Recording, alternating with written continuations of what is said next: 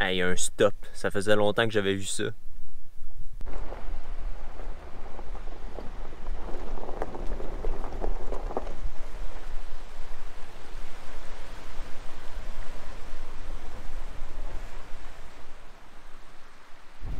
La rivière aux rats.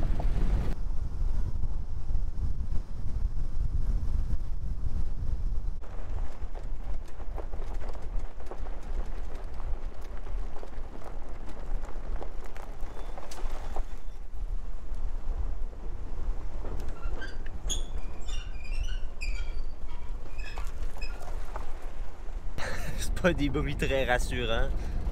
Je suis à peu près à mi-chemin entre Chicotte puis Brick. Ici, il y a Galiote la mer.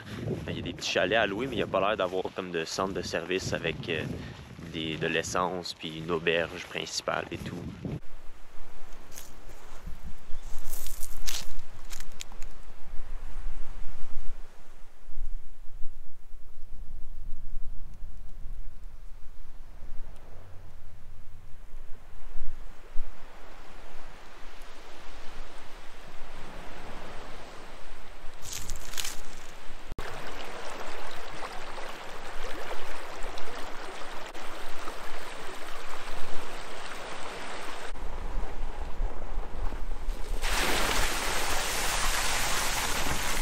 À date, le début de la route après Galiote, c'est du slalom entre les nids de poules. Puis certains tronçons qui sont vraiment beaux où je peux rouler plus vite. Je roule entre 40 puis 20 km/h. Sur le bord de la route, il y a des tables à pique-nique. Fait que je me suis arrêté là pour dîner. Puis il y a une super belle vue, c'est vraiment cool. Il y a plein de roches sur les tables. Au début, je me disais, pourquoi les gens ont mis des roches sur les tables? C'est bien bizarre.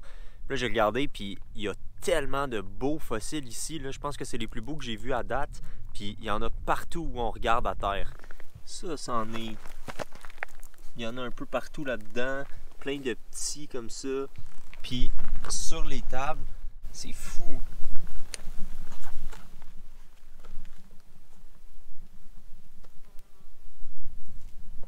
Avant de partir de Port-Moigny au début de la semaine, je me suis arrêté au fumoir Moscaro. Ils font du super bon saumon puis truite fumée. Puis ils font aussi du fromage fumé. Fait que je vous les recommande si vous venez. C'est des bons produits locaux.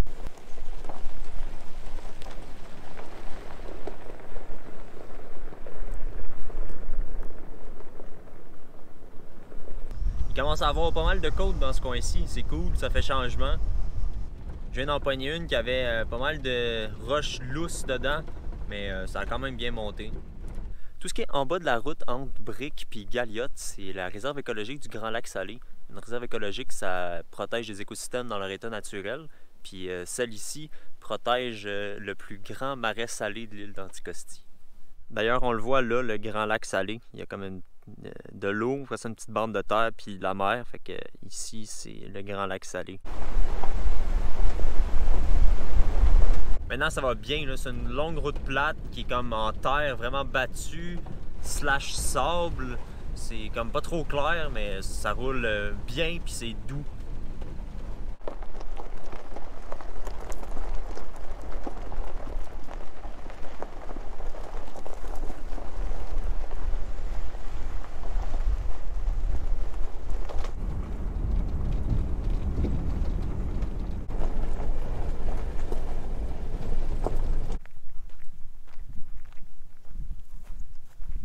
Fait que ici, c'est Brick-la-Mer, là où la rivière Brick se jette dans la mer.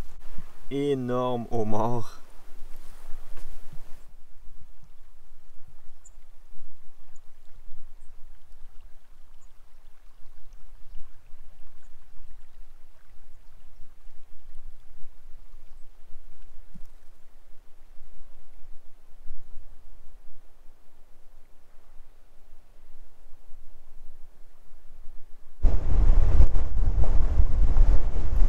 La route est tellement smooth, c'est le fun de rouler dessus. Il y a un paquet de nids de poules de temps en temps, mais le reste du temps, c'est super doux.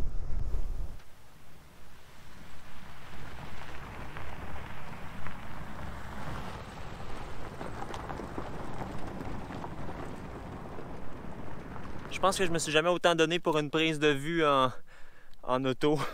Il a fallu que j'escalade ça. Ok, c'est pas de l'escalade tant que ça, là, mais quand même.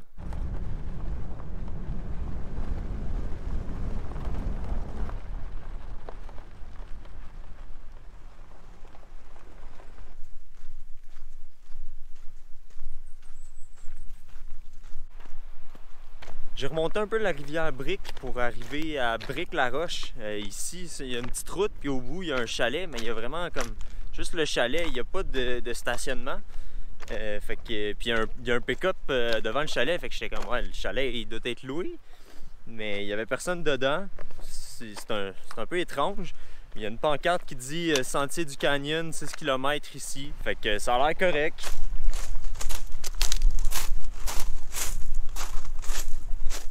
Bizarre, il y a une chaise sur le bord de la rivière, puis il y a un petit ruban dans l'arbre comme pour qu'on la spot. Je sais pas si c'est genre un cache de chasse ou quelque chose de même.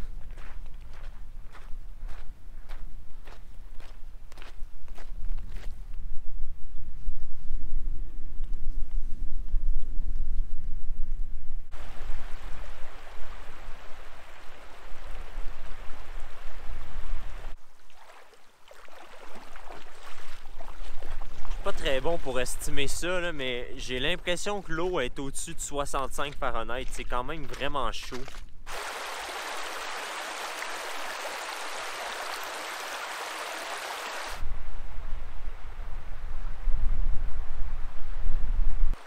Je sais pas j'ai marché combien de kilomètres, mais c'est devant cette falaise-là que je vais m'arrêter pour faire demi-tour. Elle est assez impressionnante, puis elle est différente. Je connais pas les roches, mais par son aspect, c'est comme plus foncé, puis ça a l'air plus solide, moins comme friable que les falaises que je vois habituellement sur les autres canyons.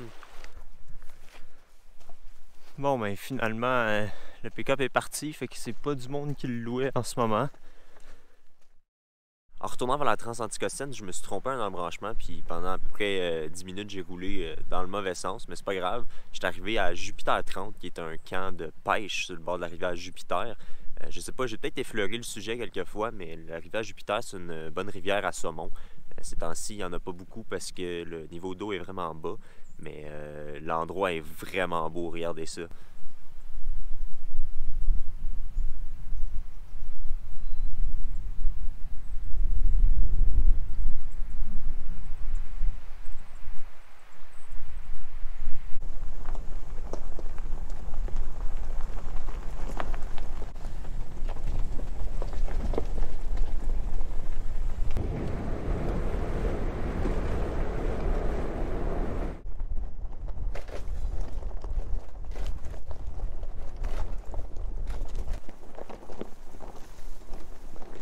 J'ai pris une petite route où je pensais qu'il allait avoir un beau point de vue sur la rivière Jupiter. Finalement, c'était juste une petite boucle alternative de la route. Fait que il y a la route qui arrive à droite, puis moi je suis descendu par le petit chemin qui est là.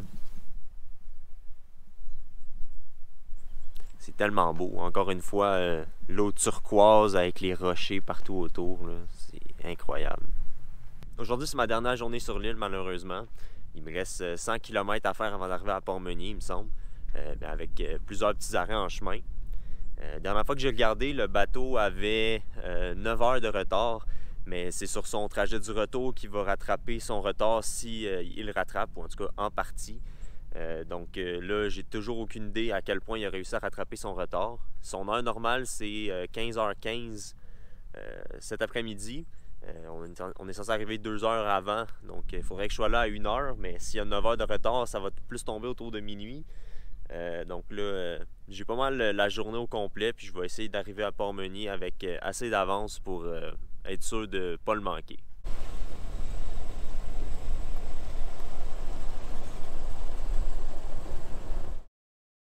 Ça s'était mis à faire un bruit bizarre quand je roulais. Je me suis arrêté pour voir c'était quoi. Finalement, je suis content que ce soit juste ça. C'est ma fausse selle en dedans qui faisait ça de même, qui frottait sur la roue. Ça a commencé à brûler ici, fait que une job de tie wrap, ce sera pas trop long à arranger. Hein, c'est arrangé.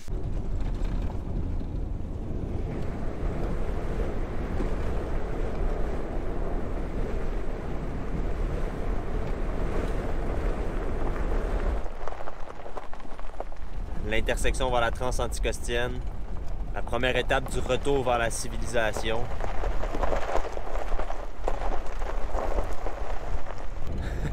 Hey, c'est large. Hey, j'avais oublié à quel point la route était belle puis bien nivelée, là. Ça fait comme une semaine que je passe dans une petite route puis dans les parties moins belles de la Transanticostienne au fond. Mais c'est frappant. J'étais à mon premier arrêt de la journée, la chute Kalimazoo. C'était une petite route d'1 kilomètre à partir de la Transanticostienne, puis le sentier il est 500 mètres aller-retour. Fait que c'est pas grand-chose.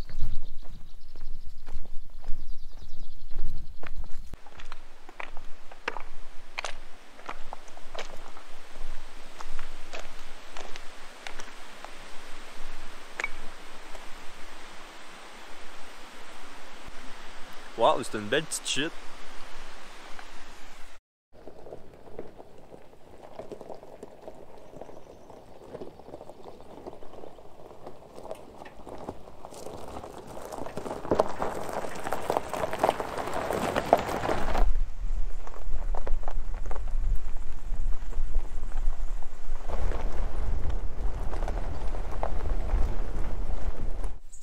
Ça ici, c'est un exclos à cerf. Donc, c'est à ça que la forêt ressemblerait à l'île d'Anticosti s'il n'y avait aucun cerf. C'est assez impressionnant la différence.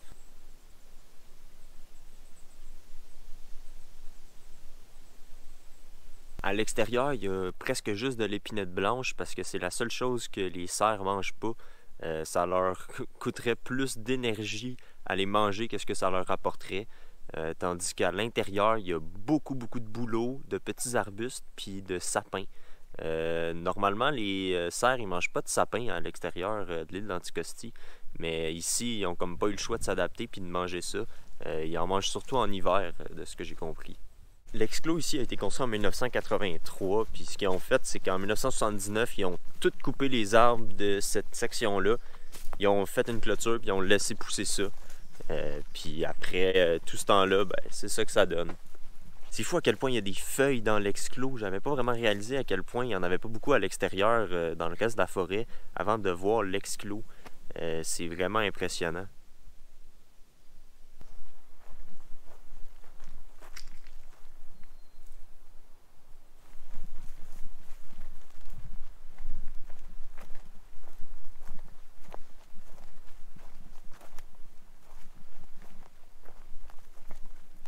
En roulant, j'ai vu une indication qui disait pointe des Cacahuis, 6 km par là.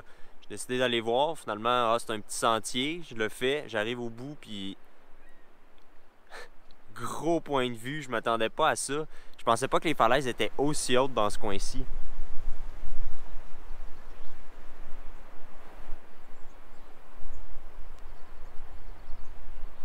C'est fou parce que ce sentier-là, il est pas long, mais il est super beau, il est bien aménagé. Il y a même une table à pique-nique puis une poubelle là-bas, mais il est indiqué nulle part, en tout cas de ce que j'ai vu. Fait que c'est fou. Je me demande la quantité de choses comme ça qui existent sur l'île que les gens passent à côté juste parce que c'est mal indiqué.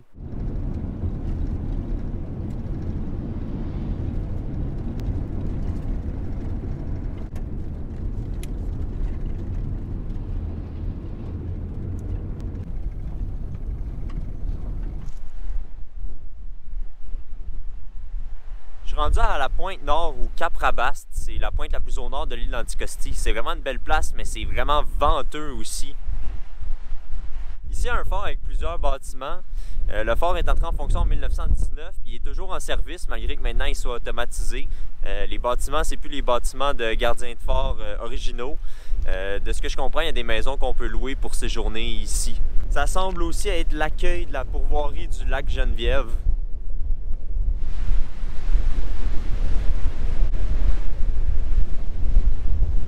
C'était mon dernier arrêt avant Port-Meunier. Là, je vais aller là-bas, je vais vérifier le bateau a combien d'heures de retard puis planifier le reste de la journée en fonction de ça.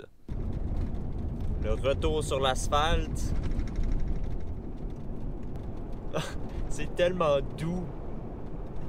Bon, j'ai vérifié puis maintenant le bateau est pratiquement 12 heures en retard. Donc ça veut dire que je vais rentrer sur le bateau à 3 heures du matin puis sortir à 1 heure l'après-midi à cette île. Donc là, on est au début de l'après-midi, il me reste tout le reste de la journée en fait. Donc je vais retourner voir la pointe ouest.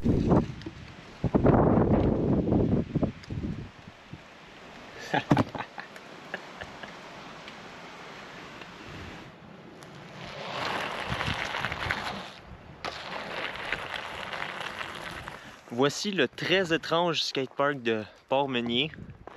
Juste 2 modules, mais pas d'asphalte ni de béton. C'est de la roche. C'est la première fois que je vois ça.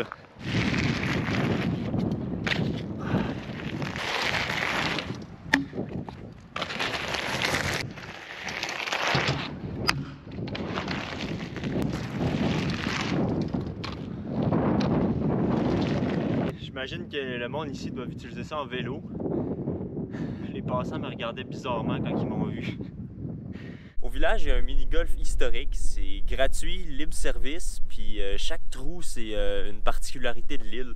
Fait que je vais aller essayer ça.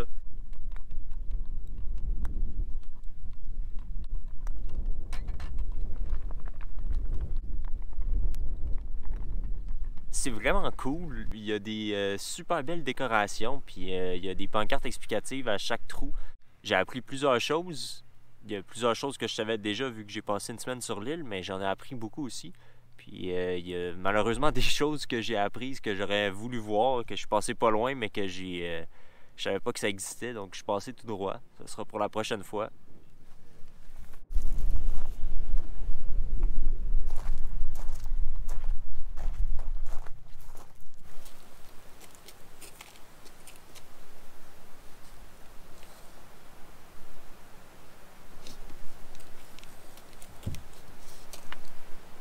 Celui-là est vraiment pas peureux. Je peux y toucher. Ça me dérange pas. C'est assez spécial.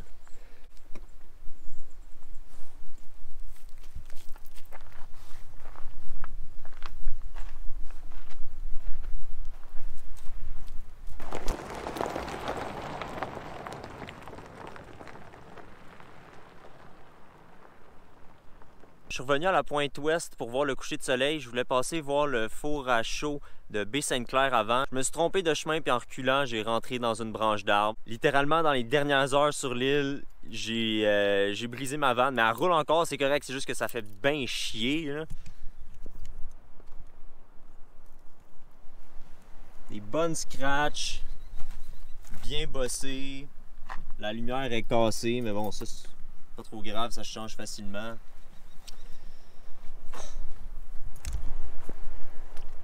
Dans des moments de même qu'on se dit « Ah ouais, mais si le bateau n'avait pas été en retard, je serais pas là. En ce moment, je serais déjà parti. Si je m'étais pas trompé de chemin, ça serait pas arrivé. Si j'avais décidé de pas venir voir le coucher de soleil ici, ça serait pas arrivé. Si j'avais décidé de pas être allé voir le four à chaud avant, ça serait pas arrivé. » Mais bon, ça sert à rien de se dire ça. C'est arrivé, puis c'est moi l'unique responsable, hein. J'espère qu'en lavant tout ça, puis en buffant un peu la peinture, ça va disparaître en majorité. Les bosses vont rester, évidemment. Donc la pancarte d'explication est plus là, mais de ce que je me souviens, c'est pas le four original. Il a été reconstruit dans les années 80, celui-là. Mais c'était un four qu'Henri Meunier avait fait construire ici à Baie-Sainte-Claire pour la chaux agricole. Donc c'est ça, ça servait à tout le village, il me semble.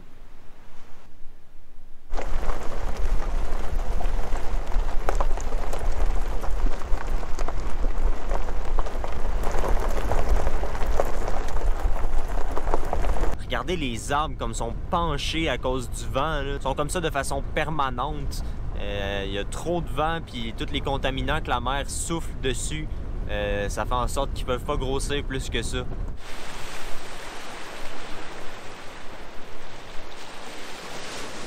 Donc j'ai fini par arriver à la pointe ouest. Ça, c'est l'épave du Calou. Puis la vraie pointe est juste là-bas, pas très loin. Il y a un fort avec 2 maisons. Le Calou, il s'est pris dans les glaces dans les années 80 puis il s'est échoué ici. Il a réussi à être renfloué, mais à cause d'une autre tempête, le remorqueur n'a pas pu venir le chercher puis il s'est rééchoué. Puis là, ils n'ont pas été capables de le renflouer. Donc ils l'ont strippé de tout ce qui valait encore quelque chose puis ils l'ont abandonné ici depuis.